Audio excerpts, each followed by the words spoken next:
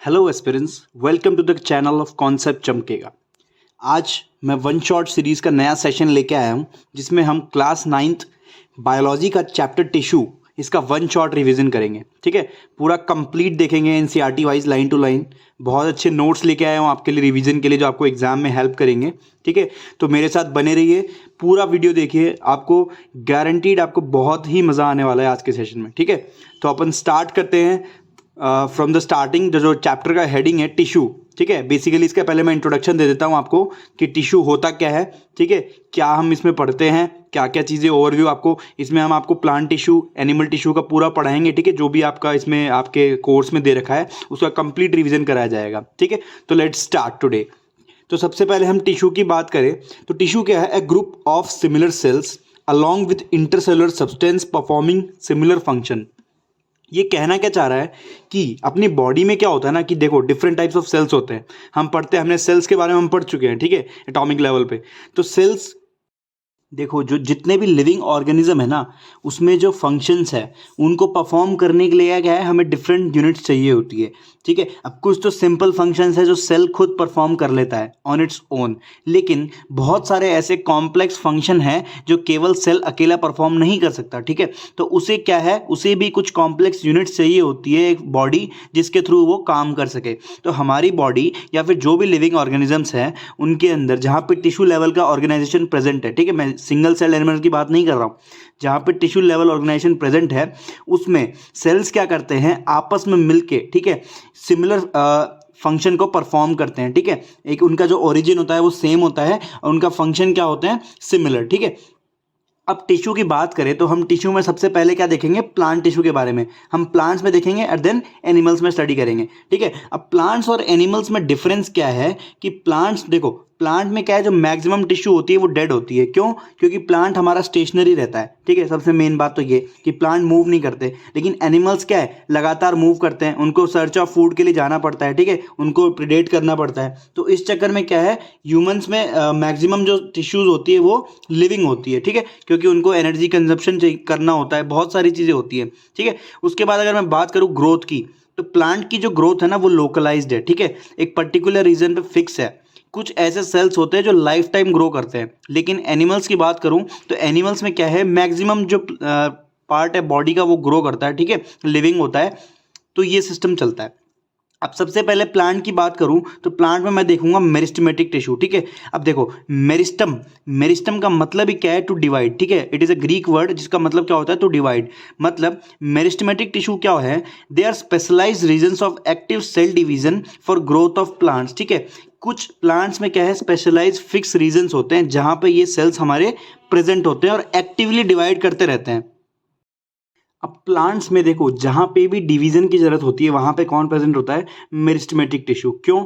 क्योंकि जहाँ पे भी देखो ग्रोथ का पॉइंट है, ये वहीं मिलेगा आपको जहाँ पे एक्टिव ग्रोथ चलती है प्लांट की। ठीक है, आपको ये टिश्यूज वहीं मिलेंगे। ठीक है, अब अपन देखते हैं मेरिस्टेमेटिक के डिफरेंट पार्ट्स। ठीक है, अकॉर्डिंग टू देयर पोजीशन, यहाँ पे हम देखेंगे on the basis of their position. यहाँ पे 3 पार्ट है। ठीक है, एपिकल, लेटरल एंड इंटरकैलरी। ठीक है, सबसे पहले मैं बात करता हूँ एपिकल मेरिस्टम की। तो एपिकल देखो, वर्ड से ही आपको पता चल रहा होगा, एपी मतलब टिप पे। ठीक है, एपाइसिस, एपाइसिस बोलते हैं अपन।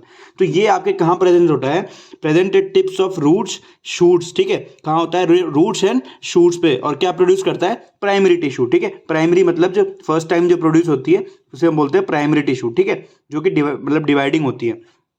इसके बाद अगर मैं देखूं, इसका जो मेन काम क्या है एपिकल मेरिस्टम का, इसका मेन काम है elongation of root and shoot tips. ठीक है, मतलब बेसिकली ये लेंथ को इंक्रीज करता है। ठीक है, क्या करता है, लेंथ को इंक्रीज करता है। इसका मेन काम ही यही है, चाहे वो शूट की लेंथ हो चाहे रूट की लेंथ हो। ठीक है, ब्रांचेस के भी टिप्स पे होगा। ठीक है, तो ये इसका मेन काम है एपिकल मेरिस्टम का। ठीक है, और डिवाइड करना ही तो इसका काम है।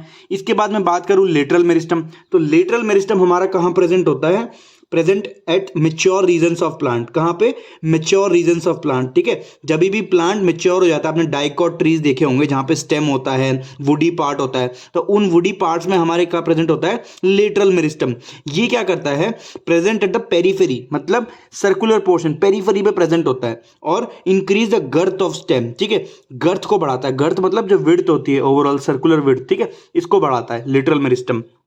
इसका आप डायग्राम एक देखिए, आपको स्क्रीन पे दिख रहा होगा, ये पोजीशंस आपको दे रखी है, ठीक है। देखो जो टिप्स है वहां पे एपिकल मेरिज्म प्रेजेंट है टिप्स पे, ठीक है। उसके बाद लेटरल, देखो ये जो गर्थ है, सर्कुलर गर्थ, इस पे लेटरल प्रेजेंट है। और देन हमारा नेक्स्ट आता है इंटरकैलरी, जो आपको डायग्राम में दिख रहा होगा। तो इंटरकैलरी हमारा क्या है, लोकेटेड नियर द नोड्स, ठीक है। अब होता क्या है, देखो ये एक्चुअली में एपिकल का ही पार्ट होता है। जब प्लांट ग्रो करता है ना, तो ग्रो करते वक्त क्या है, कुछ सेल्स जो एक्टिवली डिवाइडिंग सेल्स होते हैं वो पीछे छूट जाते हैं, ठीक है। टिप तो आगे बढ़ जाती है, लेकिन कुछ सेल्स क्या है, पीछे छूट जाते हैं, जो कि नोड्स और इंटरनोड्स के आसपास प्रेजेंट होते हैं। उन्हीं सेल्स को हम क्या बोलते हैं, इंटरकैलरी मेरिस्टम, ठीक है। अब इनका मेन काम क्या है, जैसे देखो हम ग्रासेस का एग्जाम्पल लेते हैं, यहाँ जो नॉर्मली हम देखते हैं इसका फिनोमेना ग्रासेस में, जैसे देखो जो ये होते हैं कैटल्स होते हैं, वो ग्रासेस को ईट कर जाते हैं, ठीक है। तो उसके टाइम पे अब वो जहाँ इंटरकैलरी प्रेजेंट, क्योंकि टिप्स तो खा गई भाई, जितने भी कैटल्स हैं उन्होंने टिप्स को तो खा गए, मतलब जो एपिकल मेरिस्टम था वो तो डैमेज हो गया, तो बचा क्या, इंटरकैलरी। वो क्या करते हैं, रीजनरेशन में काम आते हैं और ग्रासेस को वापस ग्रो करवाते हैं, ठीक है। इसीलिए हम बोलते हैं ना कि ग्रासेस को अगर अच्छे से वापस ग्रो करवाना है तो आप एक बार कैटल ग्रेजिंग करवा दो, ठीक है। इसलिए होता है वो, क्योंकि रीजनरेशन होता है वापस से। तो ये आपका यहाँ पे खत्म होता है मेरिस्मेटिक। इसके बाद कुछ बात करते हैं, देखो मेरिस्मेटिक जो टिश्यू है उसके सेल्स के बारे में। तो भाई जो सेल्स ऑफ मेरिस्मेटिक टिश्यू हैं, पहली बात तो क्या है, हैव डेंस साइटोप्लाज्म, ठीक है, डेंस साइटोप्लाज्म होता है इनका। दूसरी चीज थिन सेलुलोजिक वॉल्स, मतलब इनकी जो सेल वॉल होती है मेरिस्मेटिक टिश्यू की, वो थिन होती है, सेलुलोजिक होती है, ठीक है। उसके बाद प्रोमिनेंट न्यूक्लियाई, क्या होता है, प्रोमिनेंट न्यूक्लियाई, ठीक है, मतलब हाँ आपको दिखेगा प्रॉपर, आप नोटिस कर सकते हो, क्योंकि साइटोप्लाज्म क्या होता है, कम होता है और डेंस होता है। उसके बाद इन सेल्स में क्या वैक्यूल नहीं होते, दे लैक वैक्यूल्स, ठीक है, क्योंकि इनको यहाँ पे कोई स्टोरेज का काम है, इनको मेन डिवाइड करना है मेरिस्टेमेटिक सेल्स को, ठीक है। वैक्यूल वहां पे होंगे ना जहाँ स्टोरेज का काम होगा, भाई इनको तो डिवाइड करना है, तो वैक्यूल्स का कोई काम ही नहीं है, ठीक है। उसके बाद मैं बात करूं एक्सिलरी बड, ठीक है, यहाँ पे एक मैंने एक्स्ट्रा पॉइंट दिया है आपको एक्सिलरी बड का। जो होता क्या है, देखो कुछ जो सेल्स होते हैं जो पीछे छूट जाते हैं शूट अपाइसिस के, ठीक है, शूट अपाइसिस के जो सेल्स होते हैं जो पीछे छूट जाते हैं, वो क्या बनाते हैं, हमारे बड बनाते हैं, ठीक है, एक्सिलरी बड। ये क्या होता है, they are capable of forming a branch और फ्लावर। आपने देखा होगा कि जो प्रॉपर एक मेन स्टेम होती है उसके साइड में फिर क्या निकलती है, तो ब्रांचेस निकलती है या फिर उस पर फ्लावरिंग होती है, ठीक है। तो वो ये किसकी वजह से होती है, एक्सिलरी बड की वजह से, क्योंकि जब शूट टिप ग्रो कर रही होती है तो कुछ सेल्स पीछे छूट जाते हैं और क्या बनाते हैं, बड का फॉर्मेशन करते हैं, ठीक है। तो ये आपका यहाँ पे टोटल मेरिस्टेमेटिक टिश्यू खत्म होता है।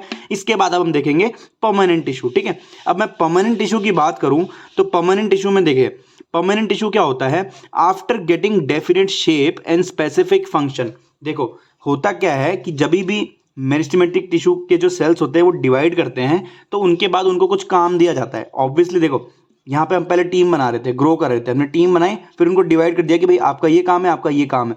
तो जब इनको प्रॉपर काम मिल जाता है, ठीक है, दे हैव स्पेसिफिक फंक्शन, तो इनका क्या है, डिवाइड करने की जो कैपेबिलिटी है वो ये लूज कर जाते हैं, ठीक है, they lose the ability to divide and such cells are called permanent और मेच्योर सेल्स, ठीक है। इनको हम क्या बोलते हैं, परमानेंट और मेच्योर सेल्स। अब ये जो प्रोसेस होता है ना, मतलब the process in which cells have given definite shape and specific function and they lose the ability to divide, ठीक है, इसको हम बोलते हैं डिफरेंशिएशन, मतलब सेल्स को फंक्शन देना, ठीक है, उनको पर्टिकुलर काम पे लगाना, उसे हम क्या बोलते हैं, डिफरेंशिएशन, जिसकी वजह से क्या होता है, वेरियस परमानेंट टिश्यू का डेवलपमेंट होता है, ठीक है, जो डिफरेंट परमानेंट टिश्यू हम पढ़ते हैं इसी की वजह से।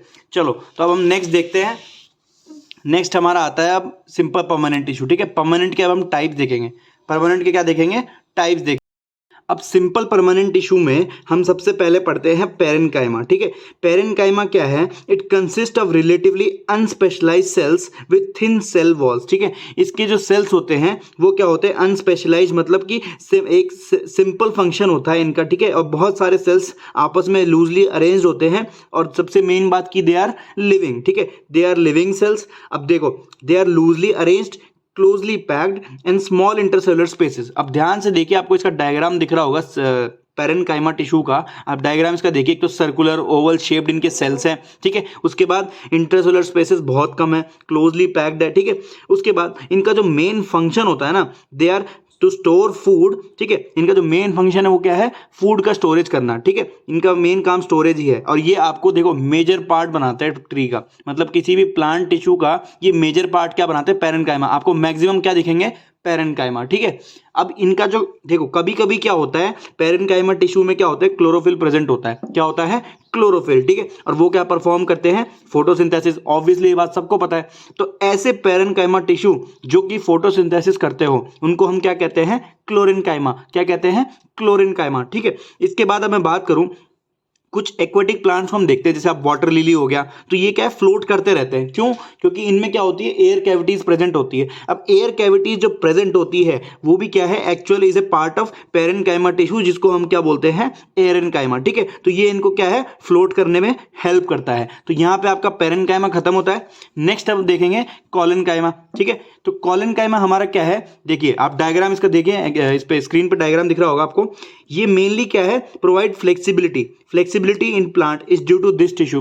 भाई इसका जो मेन काम आपने देखा होगा, जब भी कोई स्टॉर्म आता है या कुछ भी आता है तो ट्रीज एकदम ऐसे बेंड डाउन हो जाते हैं, bending of trees, bending of petioles, bending of branches. वो इसलिए क्योंकि उनके अंदर कुछ फ्लेक्सिबिलिटी होती है, और वो फ्लेक्सिबिलिटी कौन प्रोवाइड करता है? कॉलेनकाइमा, ठीक है। अब अगर मैं कॉलेनकाइमा के सेल्स की बात करूं तो आप डायग्राम में देखिए, दे कंसिस्ट ऑफ डिपोजिशन, ठीक है। इनके जो कॉर्नर्स होते हैं वो थिक होते हैं, ठीक है। They corners have depositions of pectin and cellulose, ठीक है। यही जो डिपोजिशन है इनको मैकेनिकल पावर प्रोवाइड करता है, जिससे कि हम मैकेनिकल स्ट्रेंथ प्रोवाइड करते हैं प्लांट्स को, ठीक है। उसके बाद अगर मैं बात करूं, दे आर लिविंग, भाई पेरेन्काइमा और कॉलेनकाइमा दोनों ही क्या है, हमारे लिविंग सेल्स है। इलोंगेटेड होते हैं और little spaces present between them, spaces बहुत कम होते हैं, ठीक है। अब इनका जो मेन काम आपको बता ही दिया है, mechanical support and flexibility to young stem and petiole. भाई जो यंग स्टेम होते हैं, ग्रीन स्टेम, जिनमें बहुत बिल्कुल कम स्ट्रेंथ होती है, तो उसमें फ्लेक्सिबिलिटी प्रोवाइड करते हैं जिससे कि वो ब्रेक ना हो, ठीक है, उनको डैमेज ना हो।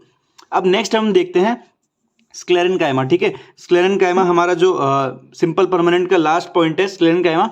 तो स्क्लेरेन्काइमा देखो डेड होते हैं। सबसे पहली बात क्या है, दे आर डेड सेल। अब ये जो डेड होते हैं तो इनकी प्रॉपर्टीज क्या है, थोड़ी डिफरेंट होती है। क्या होती है देखते हैं हम। सबसे पहले देखो डायग्राम देखो आप इसका, तो डायग्राम में आपको दिख रहा होगा, they are dead cells usually without protoplast. इनमें आपको प्रोटोप्लास्ट नहीं दिखेगा, कोई साइटोप्लाज्म या कुछ भी नहीं है इसमें, ठीक है, बिल्कुल वो होते हैं। अब देखो ध्यान से देखो, इनका जो सेल्स होते हैं वो लॉन्ग होते हैं, नैरो होते हैं, with thick and lignified cell wall. मतलब इनकी जो सेल वॉल होती है वो लिग्निफाइड होती है, लिग्निन का डिपोजिशन होता है। अब इस डिपोजिशन की वजह से ही क्या होता है, इनके अंदर पिट्स का फॉर्मेशन होता है, ठीक है। Numerous pits they have. अब वो पिट्स डिफरेंट टाइप्स के हो सकते हैं, आपको डायग्राम में दिख रहा होगा। In structure there are two types, ठीक है, दो टाइप के होते हैं, स्क्लेराइड्स एंड फाइबर्स, ठीक है। ये जनरली हम फर्दर क्लासेस में पढ़ते हैं, लेकिन इसके दो टाइप्स होते हैं। एग्जाम्पल देखा होगा फाइबर्स का, जिससे आप कोकोनट के हस्क में देखते हो, ठीक है, वहाँ पे फाइबर्स प्रेजेंट होते हैं। या फिर आप स्क्लेराइड्स की बात करो तो आप नट्स की वॉल पे, ठीक है, तो इस टाइप से। अब इनके जो ये एग्जाम्पल्स है, जैसे ये कहाँ प्रेजेंट होता है, found in fruit walls of nuts, ठीक है। जितने भी ये कैशो नट है या फिर ये ग्राउंड नट, इस टाइप के। आपने देखा होगा टंग में आपको ग्रिटी सा फील होता है। आपने जब भी गुआवा या फिर ऐसा कुछ पियर वगैरह खाए होंगे तो आपको ग्रिटी फील होता है। वो इसलिए होता है क्योंकि इनके जो पल्प होता है उसमें स्क्लेरेन्काइमा प्रेजेंट होता है, ठीक है। उसके बाद सीड कोट्स की बात करूं, लेग्यूम्स की, ठीक है, तो इनमें भी हमारे पास स्क्लेरेन्काइमा प्रेजेंट होता है। अब देखो स्क्लेरेन्काइमा हमारा डेड है, तो ये क्या करता है, मैकेनिकल सपोर्ट देता है अराउंड द वास्कुलर बंडल्स। जो डाइकॉट ट्रीज होते हैं उनके वास्कुलर बंडल्स के अराउंड ये प्रेजेंट होता है, और उनको भी क्या देता है, मैकेनिकल सपोर्ट। तो यहाँ पे आपका सिंपल परमानेंट टिश्यू खत्म होता है। नेक्स्ट अब हम देखेंगे complex permanent tissue. So now will study the complex permanent tissue, जिसमें हम सबसे पहले बात करेंगे जाइलम की। तो जाइलम क्या है, it is a conducting tissue, ठीक है। ये कॉम्प्लेक्स टिश्यू है जो कि more than one type of tissue से मिलके बनता है, ठीक है। It functions as a conducting tissue for water and minerals from root to the stem and leaves. मतलब इसका जो मेन काम क्या है, वो रूट से वाटर और मिनरल्स को एब्जॉर्ब करके स्टेम और लीव्स तक पहुंचाता है, ठीक है। इसका जो मेन काम है वो वाटर और मिनरल्स का ट्रांसपोर्ट है, ठीक है। अब ये क्या है, इट कंसिस्ट ऑफ 4 कॉन्स्टिट्यूएंट, जिसमें tracheids, vessels, xylem, parenchyma and fibres आते हैं, ठीक है। आप इसका डायग्राम देखिए ध्यान से, इसमें आपको ट्रैकेट्स मिलेंगे और वेसल्स मिलेंगे जो कि ट्यूबुलर पार्ट्स है, ठीक है। ट्यूबुलर पार्ट्स हैं, डेड होते हैं, जाइलम फाइबर भी डेड होता है। ओनली जाइलम पेरेन्काइमा है जो कि लिविंग होता है। इसका मेन काम क्या है, स्टोरेज ऑफ फूड, ठीक है, एसिमिलेशन में काम आता है। उसके बाद फाइबर्स की बात करें तो फाइबर्स नॉर्मली क्या है, मैकेनिकल सपोर्ट में काम आते हैं, ठीक है। ट्रैकेट्स और जो वेसल्स हैं वो ट्यूबुलर पार्ट है, डेड होते हैं, और यही जो मेन कंडक्टिंग पार्ट होते हैं जो कि वाटर का ट्रांसपोर्ट करते हैं, ठीक है। जाइलम यूनिडायरेक्शनल है, सिर्फ एक डायरेक्शन में ट्रांसपोर्ट करता है, नीचे से ऊपर, ठीक है, रूट से अदर पार्ट्स तक। ठीक है। अब इसके बाद हम देखते हैं फ्लोएम, जो नेक्स्ट हमारा कंडक्टिंग एलिमेंट है। तो फ्लोएम हमारा क्या है, फूड का ट्रांसलोकेशन करता है, ठीक है, ट्रांसपोर्ट ऑफ फूड। इसका डायग्राम भी आपको दिख रहा होगा। इसमें देखो it is the transport mainly food materials usually from leaves to the other parts of the plants, ठीक है। इसके बाद अगर मैं देखूं तो इसके भी 4 एलिमेंट्स होते हैं, sieve tube element, companion cells, phloem fibres and parenchyma, ठीक है। इसमें क्या होता है कि 3 चीज़ तो लिविंग होती है और एक फाइबर्स है जो कि डेड होते हैं, ठीक है। अब इसमें मेन जो सीव्ड एलिमेंट्स है, इनके अंदर जो हमारे जो सेल्स होते हैं, इनके पास परफोरेटेड सेल वॉल्स होते हैं जिनके थ्रू फूड का ट्रांसलोकेशन होता है। दूसरी बात, सीव एलिमेंट्स के अंदर न्यूक्लियस प्रेजेंट नहीं होता है, तो जो कंपेनियन सेल्स है वो हमेशा इसके साथ अटैच होते हैं और इसके फंक्शंस को कंट्रोल करते हैं, ठीक है। उसके बाद जो फ्लोएम का जो फ्लो है वो बाय डायरेक्शनल होता है। They can provide the food from both the direction, मतलब लीव्स ये नीचे भी ट्रांसपोर्ट करते हैं और ऊपर भी ट्रांसपोर्ट करते हैं, ठीक है। अब नेक्स्ट अब हम देखते हैं फ्लोएम के बाद हमारा आता है एपिडर्मल सेल्स, ठीक है। तो एपिडर्मिस हमारा क्या है, it is the outer most layer of the plant body, ठीक है। ये प्लांट के हर पार्ट में प्रेजेंट होता है। इसका डायग्राम आपको दिखेगा स्क्रीन पे ध्यान से। तो ये इसका जो मेन काम है वो होता है प्रोटेक्शन, ठीक है। जितने भी प्लांट के पार्ट्स होते हैं उन सब का क्या करता है, प्रोटेक्शन करता है, ठीक है। जो एपिडर्मिस है देखो वो डिफरेंट पोर्शंस में डिफरेंट तरीके से एक्ट करता है, ठीक है। अब जैसे हम एरियल प्लांट्स की बात करूं तो एरियल प्लांट्स में क्या होता है, ये क्या है, वैक्सी मटेरियल सीक्रेट करता है, एक डिपोजिशन होता है जिससे क्या होता है, वाटर रेजिस्टेंस लेयर बनती है, ठीक है। अब ये क्या करता है, it protects against loss of water. पहली बात तो क्या है, वाटर का लॉस नहीं होता, ठीक है। दूसरी चीज़, मैकेनिकल इंजरी से बचाता है। और तीसरा, पैरासाइटिक अटैक से, कोई भी पैरासाइटिक अटैक होता है तो उनसे क्या करता है, प्रोटेक्ट करता है, ठीक है। उसके बाद अगर मैं बात करूँ एपिडर्मिस ऑफ लीव्स की, तो हमें पता है कि एपिडर्मिस ऑफ लीव्स में क्या प्रेजेंट होता है, स्टोमेटा, ठीक है। स्टोमेटा क्या होता है, गैसेस एक्सचेंज में काम आता है, पोर्स की तरह होता है लीव्स में, ठीक है। और यहाँ पे इसके अंदर गार्ड सेल्स होते हैं जो कि गैसेस एक्सचेंज को due to the help of turgidity ये क्लोज और ओपन होते हैं, ठीक है। उसके बाद अगर मैं रूट्स के एपिडर्मिस की बात करूँ तो उनके पास रूट हेयर होता है। रूट हेयर क्या करता है, एब्जॉर्प्शन ऑफ वाटर, ठीक है, हेल्प करता है रूट को एब्जॉर्ब करने में वाटर को, ठीक है। तो यहाँ पे आपका प्लांट टिश्यू खत्म होता है। नेक्स्ट अब हम चलते हैं एनिमल टिश्यू पे, ठीक है। अब एनिमल टिश्यू में सबसे पहले हम देखेंगे क्या, दैट इज एपिथेलियल टिश्यू, ठीक है। तो एपिथेलियल टिश्यू हमारा क्या है, it covers the most organs and cavities of the body. हमें पता है कि जो एपिथेलियल टिश्यू का काम होता है वो क्या है, कवरिंग है, ठीक है। चाहे वो पूरे पार्ट में आउटर कवरिंग हो चाहे इनर कवरिंग हो, ठीक है। चाहे वो किसी ऑर्गन की कैविटी हो चाहे लाइनिंग हो, तो सब क्या काम करता है, एपिथेलियम। एपिथेलियम का मतलब ही क्या है, लेयर, ठीक है। अब इसके जो सेल्स होते हैं वो टाइटली पैक्ड होते हैं, ठीक है, और कंटिन्यूस शीट लाइक स्ट्रक्चर बनाते हैं, ठीक है। कोई इंटरसेलुलर स्पेसेस नहीं होते, they make a sheet like structure, ठीक है। उसके बाद अगर मैं बात करूं एपिथेलियम की, तो एपिथेलियम जनरली देखो डिफ्यूजन बाउंड्रीज बनाते हैं, ठीक है। एक्सचेंज डिफरेंट मटेरियल्स की तरह, मतलब एज ए डिफरेंट मटेरियल्स को एक्सचेंज करने के लिए एज ए वो बनते हैं, बाउंड्रीज बनते हैं। उसके बाद they are usually separated from underlying basement membrane, मतलब एपिथेलियम के नीचे हमेशा क्या होती है, एक बेसमेंट मेम्ब्रेन प्रेजेंट होती है जो कि कनेक्टिव टिश्यू की होती है और फाइब्रस इन नेचर होती है, ठीक है। ये बेसमेंट मेम्ब्रेन ही हमें इसको सर्कुलेशन प्रोवाइड करती है, क्योंकि एपिथेलियल टिश्यू में कोई ब्लड वेसल्स नहीं होती, तो इनको न्यूट्रिएंट पहुंचाना, ठीक है, कुछ कुछ चीज़ों का एक्सचेंज करना, तो वो सब चीज़ें कौन करता है, बेसमेंट मेम्ब्रेन। इसके बाद अगर मैं एपिथेलियल की बात करूं तो एपिथेलियल में भी वेरियस टाइप ऑफ टिश्यूज होते हैं जो कि हम कंसिडर करते हैं, जिसमें सबसे पहले हम देखेंगे सिंपल स्क्वैमस एपिथेलियम। इसका डायग्राम आपको दिख रहा होगा, देखो फ्लैट एकदम शीट लाइक अपीयरेंस, ठीक है, टाइल लाइक होता है, लाइनिंग में काम आता है। इसका एग्जाम्पल है लाइनिंग ऑफ एल्वेलाई, ठीक है, एल्वेलाई में जहाँ पे गैसेस एक्सचेंज होता है वहाँ पे प्रेजेंट होता है। दूसरी बात, नेफ्रॉन्स में होता है, ईजोफेगस की लाइनिंग, माउथ की लाइनिंग, ठीक है। इसका मेन काम ही है ये सिंपल स्क्वैमस का, लाइनिंग करता है, ठीक है। उसके बाद स्किन जो होता है, स्किन में क्या है, मल्टी लेयर प्रेजेंट होते हैं, जिसको हम क्या बोलते हैं, स्पेशल नेम देते हैं, जिसको हम बोलते हैं स्ट्रेटिफाइड स्क्वामस एपिथेलियम। स्किन क्या है, डेड सेल्स की होती है, स्ट्रेटिफाइड होती है, टफ होती है, ठीक है, protects from the outer mechanical stresses, injuries, ठीक है, विसरल ऑर्गन्स को प्रोटेक्ट करती है। इसके बाद अगर मैं बात करूं क्यूबॉइडल, देखो दूसरा पार्ट है हमारा क्यूबॉइडल, डायग्राम में दिख रहा होगा, इसमें क्यूब लाइक सेल्स होते हैं, ठीक है, टाइटली अरेंज्ड होते हैं।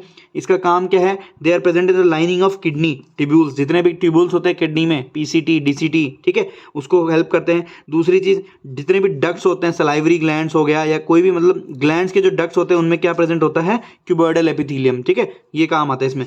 उसके बाद मैं बात करूँ कॉलमनार की, तो कॉलमनार का देखिए आप डायग्राम ध्यान से देखिए, इसमें क्या इलोंगेटेड सेल्स होते हैं, न्यूक्लियस क्या होता है, बेस पे प्रेजेंट होता है, ठीक है, इसका। उसके बाद मैं देखूं अगर तो इसका जो मेन काम है वो है एब्जॉर्प्शन और सीक्रेशन। एब्जॉर्प्शन और सीक्रेशन में काम आते हैं, आपको मिलेंगे कहाँ, इंटेस्टाइन और स्टमक में मिलेंगे, ठीक है। इसी के कुछ मॉडिफिकेशंस भी होते हैं, जैसे हेयर लाइक सिलेटेड कॉलमनार, जिसे कुछ हेयर लाइक होते हैं सिलेटेड कॉलमनार जिनको हम बोलते हैं, तो ये कहाँ प्रेजेंट होते हैं, रेस्पिरेटरी ट्रैक्ट में, ठीक है। इनका जो मेन काम है, इनके हेयर पे क्या होता है, म्यूकस प्रेजेंट होता है, जो कि डस्ट पार्टिकल्स को क्या करता है, बाहर की तरफ फॉरवर्ड करता है।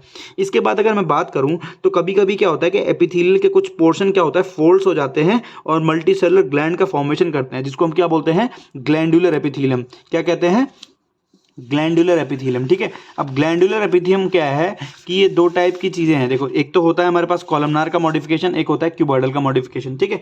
अब ग्लैंडुलर में हमारे पास देखो, जो क्यूबॉइडल है वो जैसे सलाइवरी ग्लैंड्स बनाता है, तो सलाइवरी ग्लैंड्स क्या करते हैं, डाइजेस्टिव जूसेस को सीक्रेट करते हैं। इसके बाद जो हमारा कॉलमनार है, कॉलमनार हमारा क्या बनाता है, जो म्यूकस ग्लैंड्स है, तो म्यूकस ग्लैंड्स कॉलमनार का मॉडिफिकेशन है, जो हमें क्या करता है, ल्यूब्रिकेशन प्रोवाइड करता है। आपने देखा होगा ईजोफेगस में म्यूकस प्रेजेंट होता है, पूरे एलिमेंट्री कैनाल में हमें क्या चाहिए होता है, mucus, due to the lubrication, easily transport of material हो सके, ठीक है। तो ये यहाँ पे आपका एपिथेलियम खत्म होता है। नेक्स्ट अब हम देखेंगे connective.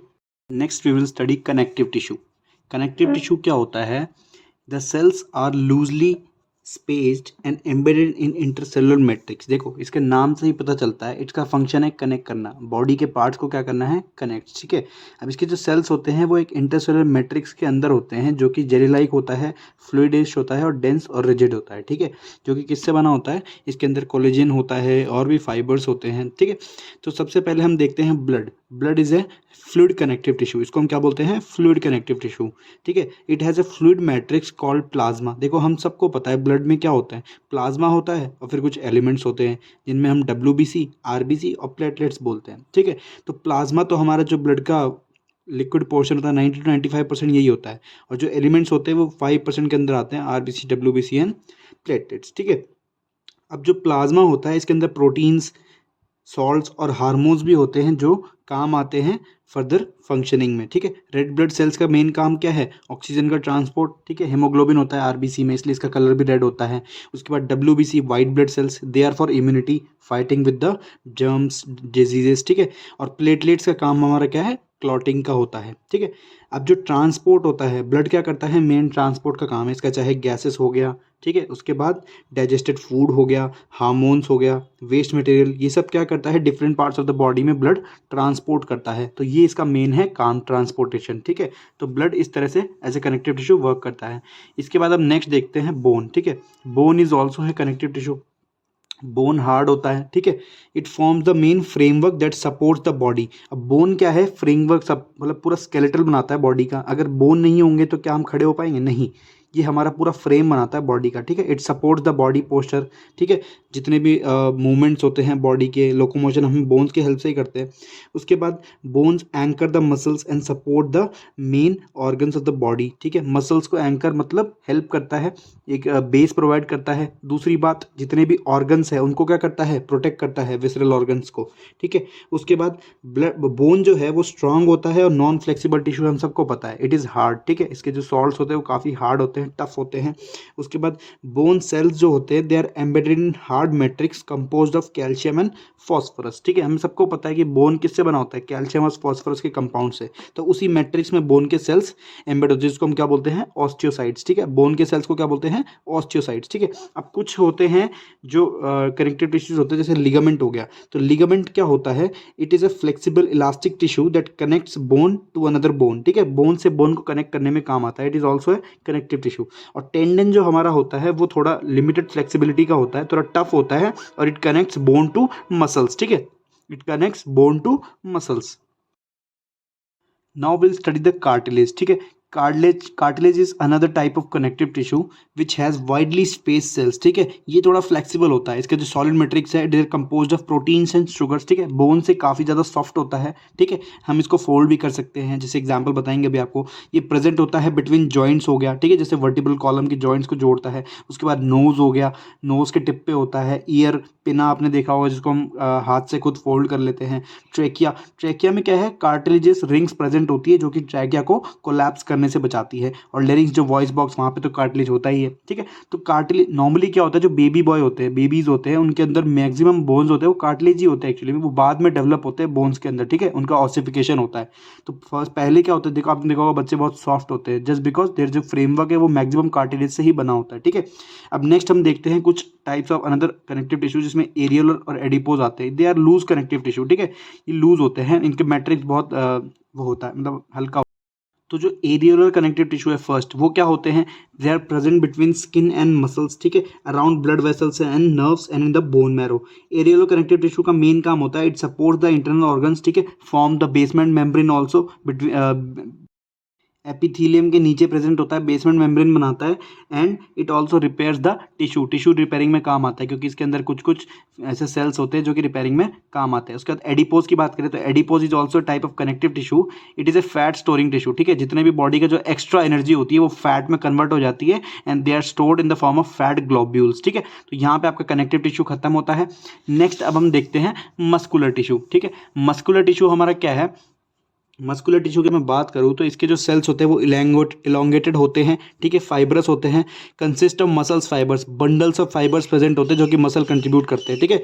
Muscles contain contractile protein, muscles के जो अंदर प्रोटीन्स होते हैं वो कॉन्ट्रेक्टाइल होते हैं, दे कैन कॉन्ट्रैक्ट और रिलैक्स, ठीक है। इसी की वजह से हम क्या है, मसल्स का मूवमेंट चलता है, इसका पूरा जो फंक्शन है। अब मसल्स क्या है, 3 पार्ट के होते हैं, स्केलेटल, स्मूथ एंड कार्डियक, ठीक है। तो पहले हम स्केलेटल देखेंगे। स्केलेटल देखो नाम से ही क्या पता चलता है कि ये मसल्स कहाँ जुड़े हुए होते हैं, हमारे जो स्केलेटन है जो कि बोन्स पे, ठीक है। They are attach to the bones, they are voluntary, क्योंकि जितने भी हम जो बोन्स के पास जो मसल्स है उसको हम मूव करवा सकते हैं। वॉलेंट्री मतलब कि खुद के मतलब मर्जी से हम उसे मूव करवा सकते हैं। They are called striated muscles, क्यों, क्योंकि इनके ऊपर क्या होती है, एक स्ट्रिप्ड अपीयरेंस होती है due to the alternate dark and light band, ठीक है। इनके पास क्या होता है, डार्क एंड लाइट बैंड्स होते हैं जिसकी वजह से क्या है, एक स्ट्रिप्ड अपीयरेंस आता है इनके अंदर, ठीक है।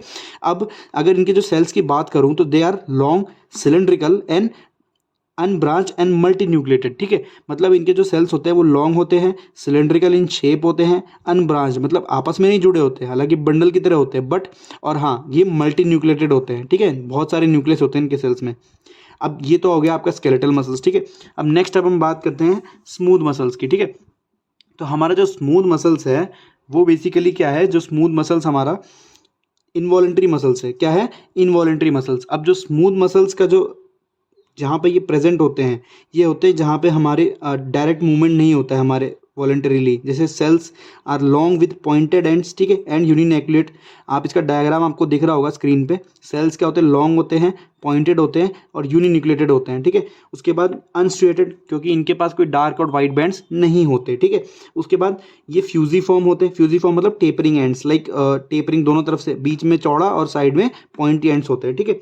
अब इसकी बात करूँ तो ये प्रेजेंट होते हैं इनसाइड विसरल ऑर्गन्स, ठीक है। जितने भी विसरल ऑर्गन्स है वो सब वहाँ पे हमारा क्या डायरेक्ट कंट्रोल नहीं है। एलिमेंट्री कैनाल की बात करूँ या फिर ब्लड वेसल्स की बात करूँ तो यहाँ पे जितने भी मसल्स होते हैं वो सब स्मूथ मसल्स होते हैं। They are found in also in the iris, हमारे आइज में जो आइरिस होता है जो कि प्यूपिल का कंट्रोल करता है, ठीक है, प्यूपिल का जो डायमीटर होता है उसको कंट्रोल करता है। यूट्रस हो गया जहाँ पे हमारे कंट्रोल में नहीं होता। ब्रोंकाई ऑफ लंग्स, ठीक है, इनर ब्रोंक्यूल्स, ये सब क्या है, इनवॉलेंट्री जगह है जहाँ पे हमारे ये स्मूथ मसल्स प्रेजेंट होते हैं, ठीक है। तो ये स्मूथ मसल्स हो गए हमारे। नेक्स्ट हमारा आता है कार्डियक मसल्स, ठीक है। कार्डियक मसल्स जो होते हैं वो हमारे होते हैं हार्ट मसल्स। कौन से होते हैं, हार्ट मसल्स, ठीक है। अब जो हार्ट मसल्स होते हैं दो क्या करते हैं, रिदमिक कॉन्ट्रैक्शन रिलैक्सेशन। आपको पता है हार्ट क्या है, बीट करता है ना बार बार रेगुलरली, 1 मिनट में 72 टाइम्स बीट करता है। तो इसके जो मसल्स होते हैं वो पहली बात तो थकते नहीं है, they have maximum source of energy, ठीक है।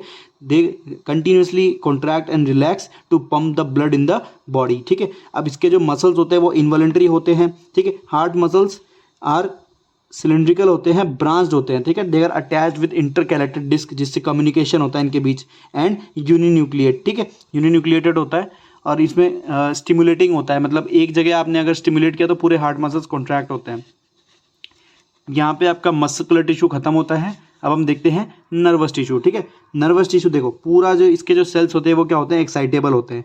इसकी जो यूनिट होती है वो होती है न्यूरॉन, ठीक है, जो इसकी यूनिट होती है फंक्शनल यूनिट। तो न्यूरॉन क्या है, एक्साइटेबल सेल्स होते हैं जिनका मेन काम है रिस्पॉन्स टू स्टिमुलाई, मतलब किसी भी एनवायरमेंटल चेंज को रिस्पॉन्ड करना, ठीक है। कोई भी अगर चेंज आता है तो उसको क्या करते हैं, ये रिस्पॉन्ड करते हैं। अब देखो न्यूरॉन जो होते हैं they are specialised to stimulate signals and transmit it specifically from one place to another. मतलब इसका काम क्या है कि ये सिग्नल्स को सेंस करते हैं, उसको स्टिमुलेट करते हैं, एक नर्व इम्पल्स बनाते हैं और फिर उसको ट्रांसमिट करते हैं one place to another place, different parts में। ठीक है, पूरा जो हमारा ब्रेन है, स्पाइनल कॉर्ड है, वो सब किससे बना है, नर्व सेल से। ठीक है, जितना भी नर्वस सिस्टम है। तो structure consist of cell body, dendrites, axon and nerve ending. आपको डायग्राम में दिख रहा होगा, इसके अंदर एक सेल बॉडी है। ठीक है, उसके आगे डेंड्राइट्स है, हेयर लाइक स्ट्रक्चर, जहाँ से सेंसेशन होता है, स्टिमुलेट मतलब जो स्टिमुलस आता है उसका रिस्पॉन्ड होता है, वहाँ से फिर वो इम्पल्स जनरेट करता है। वो इम्पल्स एक्सॉन के थ्रू होते हुए नर्व एंडिंग में आती है और नर्व एंडिंग से लास्ट तक ट्रांसफर होती है। ये जो सिग्नल्स ट्रांसमिट, इसे हम क्या बोलते हैं, नर्व इम्पल्स। ठीक है, तो यहाँ पे आपका ये नर्वस टिश्यू खत्म होता है और इसी के साथ आपका लेक्चर भी खत्म होता है। इसके जो नोट्स है वो आपको डिस्क्रिप्शन बॉक्स में मिल जाएंगे। ठीक है, वीडियो अच्छा लगा हो तो शेयर कीजिए। Thank you.